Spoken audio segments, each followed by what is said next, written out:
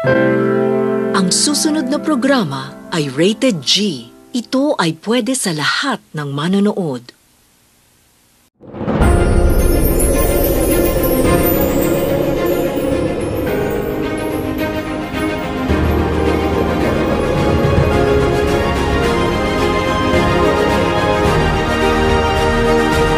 Welcome.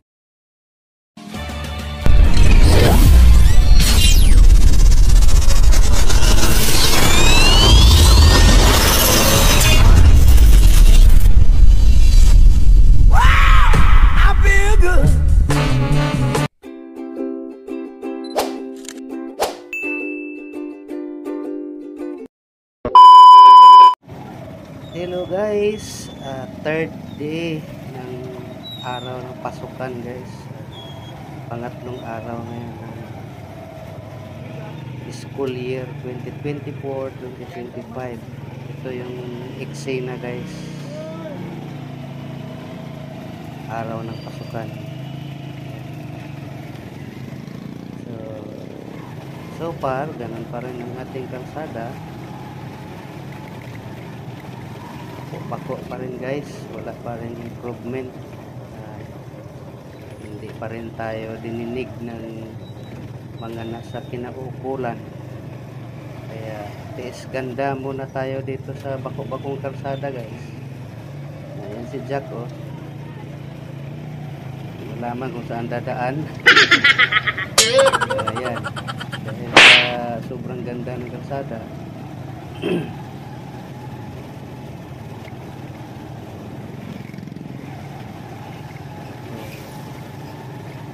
Kita nyo naman guys, ang ating kalsada dyan na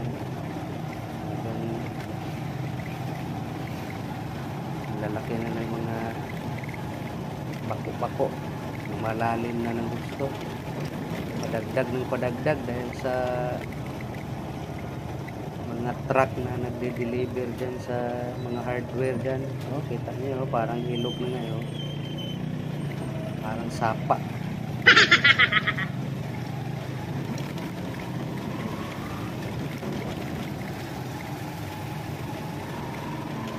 Sabi ko nga, pangatlong araw ngayon ng pasukan, kaya makikita natin ang sitwasyon ng biyahe natin. Medyo mabilis, unlike doon sa walang pasok. Yun nga lang, puro discounted tayo kasi mga estudyante.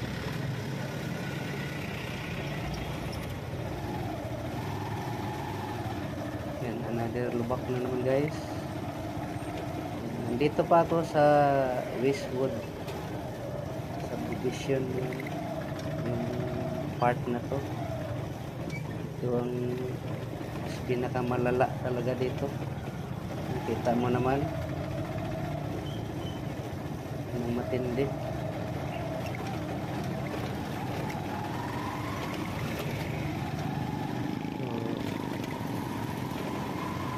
Approaching na tayo guys sa tulay na nag-uugnay sa Tansa at saka sa Gentry, Pasong Kawayan doon, Reyes, Cavite. Yung tulay na yung kasalukuyan, ginagawa din ang gilid niyan para sa yung sinasabing flood control. Flood control na inabot ng baha. Ayaw di ma! Bagal ang gumagawa.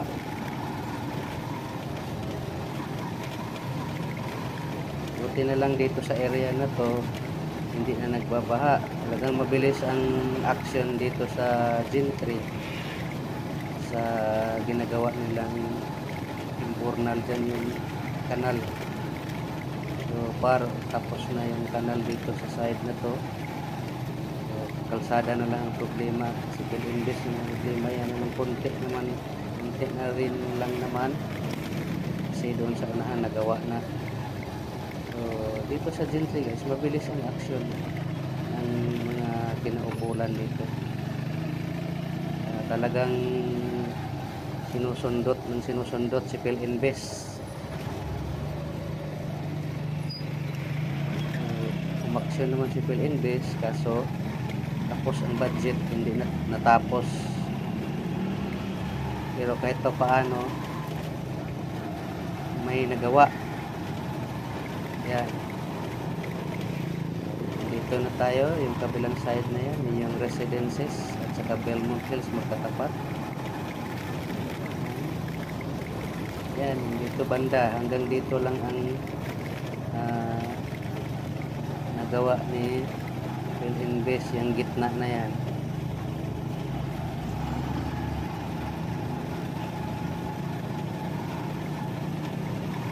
So dito guys, medyo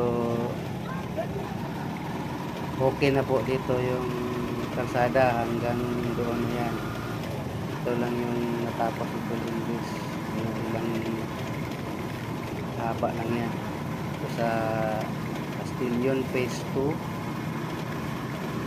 saka yung sa left side is Belvedere Phase 3.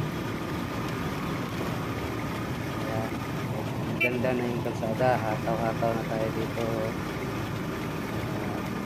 Sa left side yung Woodville Subdivision. Paakyat na tayo ng ano guys, Castillon Phase 1. Pero dito banda hindi pa tapos ang kanal dito, kaya may tubig pa. So ang kalsada okay na, so invernal na lang kulang dyan guys.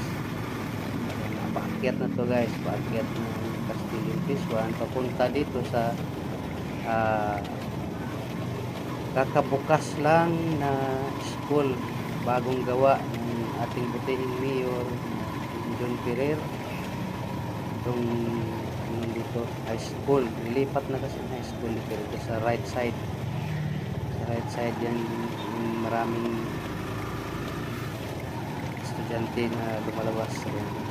Yan, sa right side na yan. Yan yung kakabukas lang nitong school year na to, yung school na yan, high school yan. Dati kasi doon ang high school at saka elementary, ngayon hiniwalay na. So yan, papasok na tayo ng compound ng pamayanang Maliksi. Ngayon ay pinalitan ng pamayanan ng bagong Kabitinyo.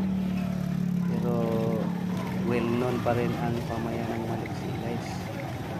Ayan, nakikita mo yung mga magsusundo ng mga estudyante, andyan na kaparada sa gilid-gilid.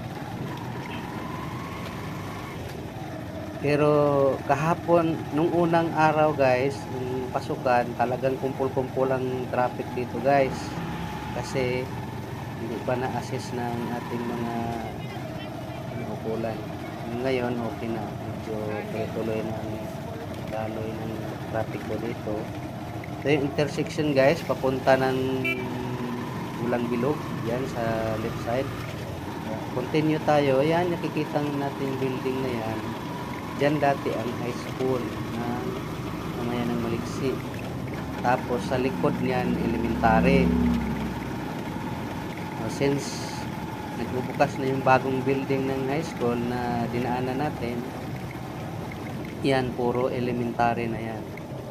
Yan ang entrance, may entrance din doon sa kabila. Papaliko tayo, papunta tayo ng phase 4. May kunting sirang kalsada dito guys.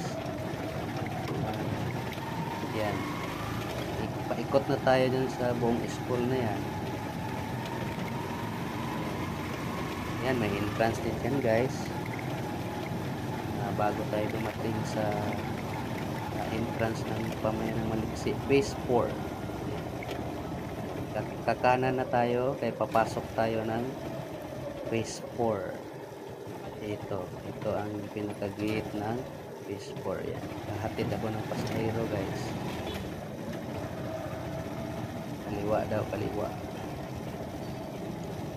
So time check nga pala, ngayon ay 6 PM.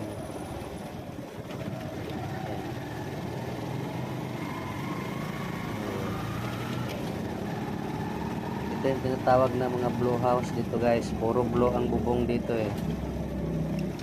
Puro blue. Sa phase 5 naman, puro green. Green nga ba? Sa phase 2, pula ata. So, hindi ako nagkamali. Yeah. Ayan, dito lang daw siya. So, naihatid ko na yung aking last na pasahero. Ayan. Kunin ko muna yung bayad guys. Balik na tayo guys. Pabalik na tayo ng yun lang naman ang araw-araw nating gawain guys. Magbahay-bahay. Ito lang talaga ang mahirap sa amin guys kasi bahay-bahay. Ang halimbawa ang pasahero mo 5, isang phase 4, isang phase 5, isang phase 2, isang Heroes Town. Yan ang mahirap guys, lalo na pag dulong-dulo. Tapos magkano lang, door to door kasi kami guys. Yan. Yan lang ang gawain namin araw-araw, pabalik-balik dyan sa kalsada na napakaganda. Ayaw, di ma! Phase 4. So, salamat sa panonood guys. Hanggang sa muli kong vlog. Bye-bye! See you on my next vlog.